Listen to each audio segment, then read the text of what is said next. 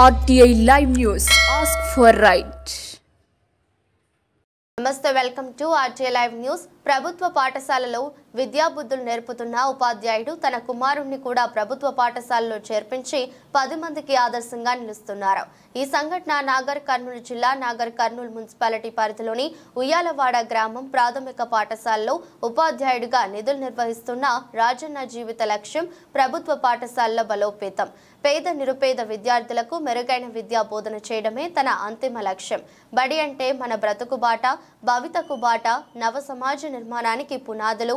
నేటి తరగతి గదిలోకి దేశ భవిష్యత్తు తీర్చిదిద్దుకుంటుంది అన్న కొటారి కమిషన్ ని నేను బలంగా విశ్వసిస్తున్నాను. కావున పసిపిల్లలు చిరునవ్వే వికసిస్తున్న పుష్పంగా, ఫలాలుగా, సమాజ నవనిర్మాణ దాతలుగా, నీటి పాలకులుగా, అధికారులు, గురువులుగా, లాయర్లుగా, టీచర్లుగా ఎదగాలని ఆశీర్వదిస్తున్నాను.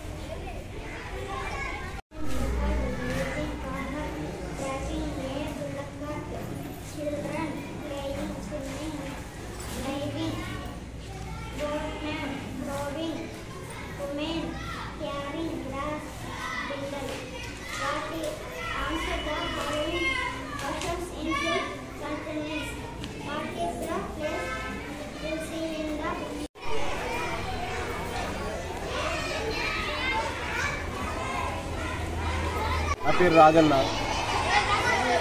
నేను టీచర్గా 2002 సంవత్సరంలో అపాయింట్మెంట్ అయ్యాను. అప్పటి నుంచి ఇప్పటి వరకు ఎడ్యుటీగానే చేస్తున్నాను. మాకు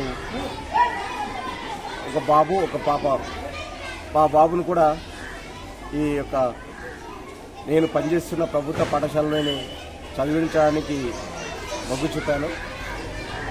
ఫస్ట్ క్లాస్ నుంచి కూడా ఇప్పటి వరకు 4th క్లాస్ వరకు నేను పనిచేసిన పాఠశాలలో చదువుతున్నాను.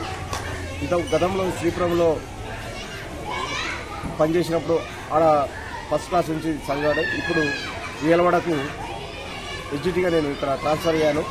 ఇక్కడ కూడా మా బాబు 4th క్లాస్ చదువుతున్నాడు. ప్రభుత్వ పాఠశాలలు బలోపేతం కావడానికి నాకు ఎందుకో కొంత చాలా ఇష్టం అనిపిస్తుంది. దాన్ని ఉద్దేశించి మన పిల్లలు కూడా ప్రభుత్వ పాఠశాలలో చదివిస్తే బాగుంటుందనే ఆలోచనతో వేయడం జరిగింది.